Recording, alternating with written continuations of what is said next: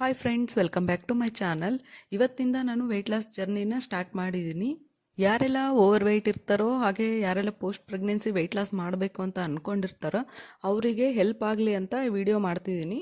ಹಾಗೆ ನಾನು ಎಷ್ಟು ವೆಯ್ಟ್ ಇದ್ದೀನಿ ಹಾಗೆ ಎಷ್ಟು ವೆಯ್ಟ್ ಲಾಸ್ ಆಗಬೇಕು ಇದನ್ನೆಲ್ಲ ಕಂಪ್ಲೀಟಾಗಿ ಶೇರ್ ಮಾಡ್ತೀನಿ ನಿಮ್ಮ ಹತ್ರ. ನನ್ನ ಟಾರ್ಗೆಟ್ ಬಂದು ನನ್ನ ಪ್ರೀ ಪ್ರೆಗ್ನೆನ್ಸಿ ವೆಯ್ಟು 55 ಅರೌಂಡ್ 57 ಈ ರೇಂಜಲ್ಲೇ ಇರ್ತಿದ್ದೆ. ಈಗ ಮತ್ತೆ ವೆಯ್ಟ್ ಜಾಸ್ತಿ ಆಗಿಬಿಟ್ಟಿದ್ದೀನಿ. ಈಗ ರೀಸೆಂಟಾಗಂತೂ ಮದುವೆಗಳು ಫಂಕ್ಷನ್ಸ್ ಅಂತೆಲ್ಲ ತುಂಬ ಓಡಾಡಿ ಗೊತ್ತೇ ಆಗಲಿಲ್ಲ, ತುಂಬ ವೆಯ್ಟ್ ಗೇನ್ ಆಗಿಬಿಟ್ಟಿದ್ದೀನಿ. ಸರಿಯಾಗಿ ಡಯಟ್ ಮಾಡೋಕ್ಕಾಗದೆ ವೆಯ್ಟ್ ಜಾಸ್ತಿ ಆಗಿಬಿಟ್ಟಿದೆ. ಹಾಗಾಗಿ ಇವತ್ತಿನಿಂದ ಫುಲ್ ಡಯಟ್ ಮಾಡೋಣ ಅಂತ ಡಿಸೈಡ್ ಮಾಡಿದ್ದೀನಿ. ಈಗ ನಾನು ಮಾರ್ನಿಂಗ್ ವೆಯ್ಟ್ ಲಾಸ್ ಡ್ರಿಂಕ್ನ ತಗೋತಿದ್ದೀನಿ. ಈಗ ಒಂದು ಬಾಕ್ಸಲ್ಲಿ ಜೀರಿಗೆ ಕಾಳು, ಮೆಂತ್ಯ ಕಾಳು, ಧನಿಯಾ ಕಾಳು, ಓಂ ಕಾಳು ಈ 4 ಇಂಗ್ರೀಡಿಯೆಂಟ್ಸ್ನ ಕಾಲು ಟೀ ಸ್ಪೂನ್ನಷ್ಟು ಹಾಕ್ಕೊಂಡು ಇದರಲ್ಲೇ ಒಂದು ಅರ್ಧ ಗ್ಲಾಸ್ನಷ್ಟು ನೀರು ಹಾಕಿ ಓವರ್ ನೈಟ್ ನೆನೆಸಿಟ್ಟಿದ್ದೆ. ಇದನ್ನು ಒಂದು ಪ್ಯಾನಲ್ಲಿ ಹಾಕಿ ಇನ್ನೂ ಸ್ವಲ್ಪ ನೀರು ಅಂದರೆ ಇನ್ನೊಂದು ಅರ್ಧ ಗ್ಲಾಸ್ ನೀರು ಹಾಕ್ಕೊಂಡು ಚೆನ್ನಾಗಿ ಮೀಡಿಯಮ್ ಫ್ಲೇಮಲ್ಲೇ ಕುದಿಸ್ಕೋತಾ ಇದ್ದೀನಿ. ಈ 1 ಗ್ಲಾಸ್ನಷ್ಟು ನೀರು ಅರ್ಧ ಗ್ಲಾಸ್ ಆಗಬೇಕು, ಅಲ್ಲಿ ತನಕ ಮೀಡಿಯಮ್ ಫ್ಲೇಮಲ್ಲೇ ಕುದಿಸ್ಕೋಬೇಕು. ನಾವು ಡಯಟ್ ಮಾಡಬೇಕಾದ್ರೆ ಯಾವುದೇ ಫ್ಯಾಟ್ ಕಟರ್ ಡ್ರಿಂಕ್ ತೊಗೊಂಡ್ರೂ ಅದು ಬಾಡಿಗೆ ತುಂಬ ಹೀಟ್ ಮಾಡುತ್ತೆ, ಬಾಡಿಯಲ್ಲಿರೋ ಫ್ಯಾಟ್ ಎಲ್ಲನೂ ಕರಗಿಸುತ್ತೆ. ಈಗ ಬೇಸಿಗೆ ಇರೋದ್ರಿಂದ ತುಂಬ ಬಿಸಿಲು ಬೇರೆ ಇದೆ, ಹಂಗಾಗಿ ಫ್ಯಾಟ್ ಕಟರ್ ಡ್ರಿಂಕ್ ತೊಗೊಂಡ್ರೆ ನೀರನ್ನ ಜಾಸ್ತಿ ಕುಡಿಬೇಕಾಗುತ್ತೆ. ಹಾಗೆ ಈ ಡ್ರಿಂಕ್ ತಗೊಂಡ್ಮೇಲೆ ಸ್ವಲ್ಪ ಹೊತ್ತು ಏನು ತಿನ್ನಬಾರ್ದು, ಹಾಗೆ ನೀರು ಕೂಡ ಕುಡಿಬಾರ್ದು. ಆಗ ಬಾಡಿ ಫುಲ್ಲು ಸ್ವೆಟ್ಟಾಗಿ ನಿಧಾನಕ್ಕೆ ಫ್ಯಾಟ್ ಕರಗ್ತಾ ಬರುತ್ತೆ. ನೀವು ಧನಿಯಾಕಾಳು, ಮೆಂತ್ಯಕಾಳು, ಜೀರಿಗೆ, ಓಂಕಾಳನ್ನ ಹೀಗೆ ನೈಟ್ ನೆನೆಸಿಟ್ಬಿಟ್ಟಾದರೂ ಮಾರ್ನಿಂಗ್ ಕುದಿಸ್ಕೊಂಡು ಕುಡಿಬೋದು. ಅಥವಾ ನಮಗೆ ಆಗಲ್ಲ ಅಂದರೆ ಅದನ್ನು ಪೌಡರ್ ಮಾಡಿಟ್ಕೊಂಡು ಬೆಳಿಗ್ಗೆನೇ ಬಿಸಿನೀರಲ್ಲಿ ಚೆನ್ನಾಗಿ ಕುದಿಸ್ಕೊಂಡು ಫಿಲ್ಟರ್ ಮಾಡಿ ಕುಡಿಬೋದು. ಈ ಥರನೂ ಮಾಡ್ಕೋಬೋದು. ಈಗಿದು ರೆಡಿ ಆಗಿದೆ. ಇದನ್ನು ಸ್ವಲ್ಪ ಹೊತ್ತು ತಣ್ಣಗಾಕೋಕೆ ಬಿಡ್ತೀನಿ. ತುಂಬ ಬಿಸಿನೂ ಕುಡಿಬಾರ್ದು, ಹಾಗೆ ತುಂಬ ತಣ್ಣಗಾದ್ಮೇಲೂ ಕುಡಿಬಾರ್ದು.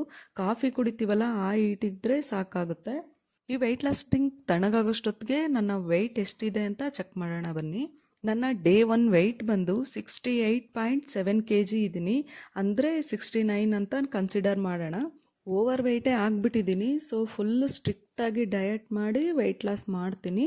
ಈಗ ಫ್ಯಾಟ್ ಕಟರ್ ಡ್ರಿಂಕು ಸ್ವಲ್ಪ ತಣ್ಣಗಾಗಿದೆ. ಇದನ್ನು ಫಿಲ್ಟರ್ ಮಾಡಿಕೊಂಡು ಒಂದು ಅರ್ಧ ಹೋಳ್ನಷ್ಟು ನಿಂಬೆ ರಸ ಹಾಕ್ಕೊಂಡು ತಗೋತೀನಿ.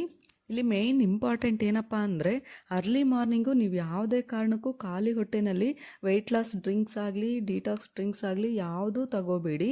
ಮೊದಲು ನಾವು ಎದ್ದ ತಕ್ಷಣ ಬ್ರಷ್ ಮಾಡಿಬಿಟ್ಟು ನಮ್ಮ ಕೈಲಿ ಎಷ್ಟಾಗುತ್ತೋ ಅಷ್ಟು 1 ಗ್ಲಾಸು ಅಥವಾ 2 ಗ್ಲಾಸು ನೀರನ್ನ ಕುಡಿದ್ಬಿಟ್ಟು ನಂತರ ಈ ಥರ ಫ್ಯಾಟ್ ಕಟರ್ ಡ್ರಿಂಕು ಇಲ್ಲ ಡಿಟಾಕ್ಸ್ ಡ್ರಿಂಕ್ನ ತಗೋಬೇಕಾಗತ್ತೆ.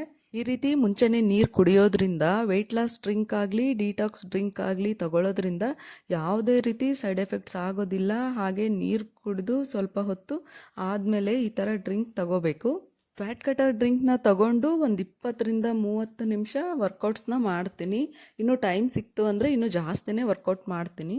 ನಂತರ ಬ್ರೇಕ್ಫಾಸ್ಟ್ಗೆ ಸಿಂಪಲ್ಲಾಗಿ ಒಂದು ಜ್ಯೂಸ್ನ ಮಾಡ್ಕೋತಿದ್ದೀನಿ. ಬೆಟ್ಟದ ನೆಲ್ಲಿಕಾಯಿ ಜ್ಯೂಸ್ ತಗೋತಿದ್ದೀನಿ. ನಾನು 2 ನೆಲ್ಲಿಕಾಯಿನ ಈ ಥರ ಚಿಕ್ಕದಾಗಿ ಕಟ್ ಮಾಡಿಕೊಂಡು ತಗೋತಾ ಇದ್ದೀನಿ.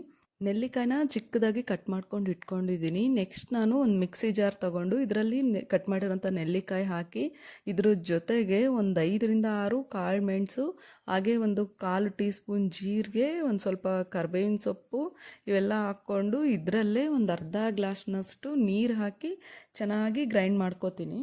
ಇದರಿಂದ ತುಂಬಾ ಬೆನಿಫಿಟ್ಸ್ ಇದೆ. ಪ್ರತಿದಿನ ನಾನು ಯಾವುದಾದ್ರೂ ಒಂದು ಡ್ರಿಂಕ್ ತಗೋತಾನೇ ಇರ್ತೀನಿ. ತುಂಬ ಒಳ್ಳೆಯದು. ಬೆಟ್ಟದ ನೆಲ್ಲಿಕಾಯಿನ ರೆಗ್ಯುಲರಾಗಿ ತಗೊಳ್ಳೋದ್ರಿಂದ ತುಂಬ ಬೆನಿಫಿಟ್ಸ್ ಇದೆ. ಈ ನೆಲ್ಲಿಕಾಯಿಯಲ್ಲಿ ವಿಟಮಿನ್ ಸಿ ಇರೋದ್ರಿಂದ ನಮಗೆ ಬಾಡಿ ಫ್ಯಾಟ್ನ ಕರಗೋದ್ರಲ್ಲಿ ತುಂಬ ಹೆಲ್ಪ್ ಮಾಡುತ್ತೆ. ನೆಲ್ಲಿಕಾಯಿಯಲ್ಲಿ ಅಡಿಪೋನೆಕ್ಟಿನ್ ಅನ್ನೋ ಹಾರ್ಮೋನ್ ಹೆಚ್ಚಾಗಿ ಪ್ರೊಡ್ಯೂಸ್ ಮಾಡೋದಕ್ಕೆ ಹೆಲ್ಪ್ ಮಾಡುತ್ತೆ. ಈ ಹಾರ್ಮೋನ್ ಬಂದ್ಬಿಟ್ಟು ನಮ್ಮ ವೆಯ್ಟ್ ಲಾಸ್ ಮಾಡೋದಕ್ಕೆ ತುಂಬ ಹೆಲ್ಪ್ ಮಾಡುತ್ತೆ. ಹಾಗಾಗಿ ವಾರದಲ್ಲಿ 4ರಿಂದ 5 ಸರಿ ತಗೊಂಡ್ರೆ ಖಂಡಿತವಾಗ್ಲೂ ವೆಯ್ಟ್ ಲಾಸ್ ಆಗ್ತೀವಿ, ಹಾಗೆ ಏರ್ ಫಾಲ್ ಕಂಟ್ರೋಲ್ ಆಗುತ್ತೆ. ನೆಲ್ಲಿಕಾಯಿ ಜ್ಯೂಸ್ ರೆಡಿ ಆಯಿತು. ಈಗ ಫಿಲ್ಟರ್ ಮಾಡಿ ತಗೋತಿದ್ದೀನಿ. ನೀವು ಅನ್ಕೋಬೋದು ಇಷ್ಟು ಚಿಕ್ಕ ಗ್ಲಾಸ್ ಇದೆ, ಏನು ಬ್ರೇಕ್ಫಾಸ್ಟ್ ತಗೋತಾರೆ ಅಂತ. ಬಟ್ ಇದರಲ್ಲಿ ನಮಗೆ ಬೇಕಾಗಿರೋವಂಥ ನ್ಯೂಟ್ರಿಯೆಂಟ್ಸ್ ಸಿಗುತ್ತೆ. ನಮ್ಮ ಟಾರ್ಗೆಟ್ ರೀಚ್ ಆಗಬೇಕು ಅಂದರೆ ಈ ಥರ ತಗೋಬೇಕಾಗುತ್ತೆ. ನಿಮಗೆ ನೋಡೋದಕ್ಕೆ ಕಡಿಮೆ ತಿಂತೀವಿ ಅಂತ ಅನಿಸುತ್ತೆ, ಬಟ್ ಒಂದು ಸರಿ ಅಭ್ಯಾಸ ಆದರೆ ನಿಮ್ಮ ಬಾಡಿಗೆ ಎಷ್ಟು ಫ್ರೀ ಅನಿಸುತ್ತೆ, ಲೈಟಾಗಿ ಫೀಲ್ ಆಗುತ್ತೆ. ಈ ಥರ ಜ್ಯೂಸಸ್ಗಳನ್ನ ನಾವು ರೆಗ್ಯುಲರ್ ಆಗಿ ತಗೊಳ್ಳೋದ್ರಿಂದ ನಮಗೆ ಯಾವುದೇ ಥರದ ಹೆಲ್ತ್ ಇಶ್ಯೂಸ್ ಇದ್ರೂ ಒಂದೊಂದಾಗೆ ಕಡಿಮೆ ಆಗ್ತಾ ಬರುತ್ತೆ. ಸೊ ಬನ್ನಿ ಈಗ ನಾನು ಮಧ್ಯಾಹ್ನದ ಲಂಚ್ನ ಪ್ರಿಪೇರ್ ಮಾಡ್ತಾ ಇದ್ದೀನಿ. ಇವತ್ತು ನಾನು ಮೆಕ್ಕೆಜೋಳದ ಮುದ್ದೆ ಮಾಡ್ತಿದ್ದೀನಿ. ಈಗ ನಾನು 3 ಗ್ಲಾಸ್ನಷ್ಟು ನೀರು ತೊಗೊಂಡಿದ್ದೀನಿ. ಅಳತೆ ಪ್ರಕಾರ ತೋರಿಸ್ತಿದ್ದೀನಿ. ಒಬ್ಬೊಬ್ಬರಿಗೆ ಬಿಗಿನರ್ಸ್ಗೆ ಗೊತ್ತಿರಲ್ಲ ಯಾವ ಥರ ಮಾಡೋದು ಅಂತ. ಈ ಥರ ಮಾಡಿ ಕರೆಕ್ಟ್ ಅಳತೆ ಗೊತ್ತಾಗುತ್ತೆ. ನಾವು ಯಾವುದೇ ಥರದ ಮುದ್ದೆ ಮಾಡಬೇಕಾದ್ರೂ ದೊಡ್ಡ ಪಾತ್ರೆನೇ ತಗೋಬೇಕಾಗುತ್ತೆ. ಈಗ 3 ಗ್ಲಾಸ್ ನೀರನ್ನ ಹಾಕ್ಕೊಂಡು ನೀರು ಕುದಿಯೋದಕ್ಕೆ ಇಟ್ಟು ಇದರಲ್ಲಿ 1 ಟೀ ಸ್ಪೂನ್ ಉಪ್ಪು ಹಾಕ್ಕೋತಿದ್ದೀನಿ. ನಂತರ ಸ್ವಲ್ಪ ಅನ್ನನ ಹಾಕ್ಕೊಂಡು ಈಗ ಇದನ್ನು ಚೆನ್ನಾಗಿ ಕುದಿಯೋಕೆ ಬಿಡ್ತಿದ್ದೀನಿ. ಈಗ ನೀರು ಚೆನ್ನಾಗಿ ಕುದ್ದಿದೆ. ಈಗ ಮೆಕ್ಕೆಜೋಳದ ಹಿಟ್ಟು ಹಾಕ್ಕೋತಿದ್ದೀನಿ.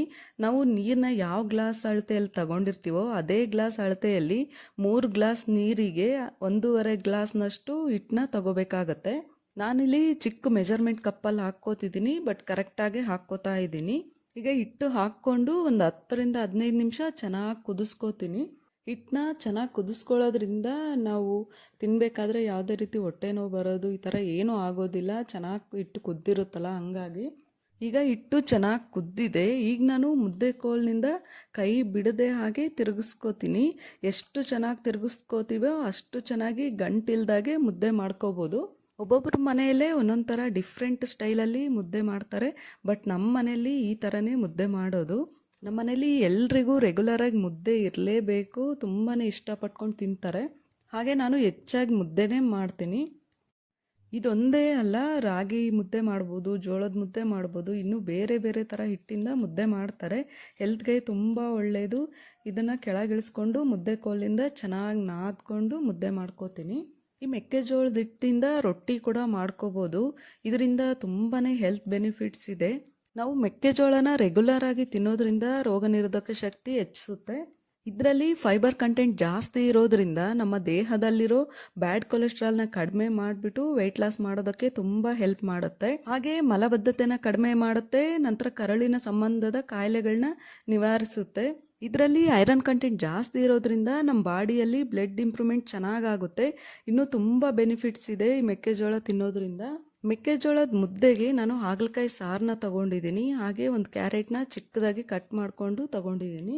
ಮುದ್ದೆನ ನಾನು ಚಿಕ್ಕ ಸೈಜಲ್ಲಿ ಮಾಡ್ಕೊಂಡು ತೊಗೊಂಡಿದ್ದೀನಿ. ಹಾಗೆ ಸಾರು ಸ್ವಲ್ಪ ಜಾಸ್ತಿನೇ ತೊಗೊಂಡಿದ್ದೀನಿ. ಮಧ್ಯಾಹ್ನದ ಊಟ ಈಗಿತ್ತು. ಇದು ತುಂಬಾ ಟೇಸ್ಟಿಯಾಗಿತ್ತು. ನೆಕ್ಸ್ಟ್ ನಾನು ನೈಟ್ ಡಿನ್ನರ್ನ ಲೈಟಾಗಿ ತೊಗೊಂಡಿದ್ದೀನಿ. 2 ಬಾಳೆಹಣ್ಣು ಚಿಕ್ಕದು ತೊಗೊಂಡಿದ್ದೀನಿ. ಹಾಗೆ ಒಂದು ಬಾಯ್ಲ್ಡ್ ಎಗ್ ತೊಗೊಂಡಿದ್ದೀನಿ. ಅದ್ರ ಜೊತೆಗೆ ಸ್ವಲ್ಪ ಗ್ರೇಪ್ಸ್ನ ತೊಗೊಂಡಿದ್ದೀನಿ. ಮಧ್ಯಾಹ್ನ ಮುದ್ದೆ ತಿಂದಿದ್ನಲ್ಲ, ಅದು ಸ್ವಲ್ಪ ಹೆವಿ ಅನ್ನಿಸ್ತು. ಅದನ್ನು ಬ್ಯಾಲೆನ್ಸ್ ಮಾಡೋದಕ್ಕೆ ರಾತ್ರಿ ಊಟ ಕಡಿಮೆ ತಿಂತಿದ್ದೀನಿ. ಇದರಲ್ಲೇ ನಮಗೆ ಎಷ್ಟೊಂದು ಪ್ರೋಟೀನ್ ಸಿಗುತ್ತೆ ಎಗ್ಗಲ್ಲಿ ಮತ್ತು ಹಣ್ಣಲ್ಲಿ. ವೆಯ್ಟ್ ಲಾಸ್ ಜರ್ನಿಯಲ್ಲಿ ನಾವು ಆದಷ್ಟು ನೈಟ್ ಟೈಮು ಎಷ್ಟು ಲೈಟಾಗಿ ತಗೋತೀವೋ ಅಷ್ಟು ಬೇಗ ಒಳ್ಳೆ ರಿಸಲ್ಟ್ಸ್ ಕೊಡ್ತವೆ.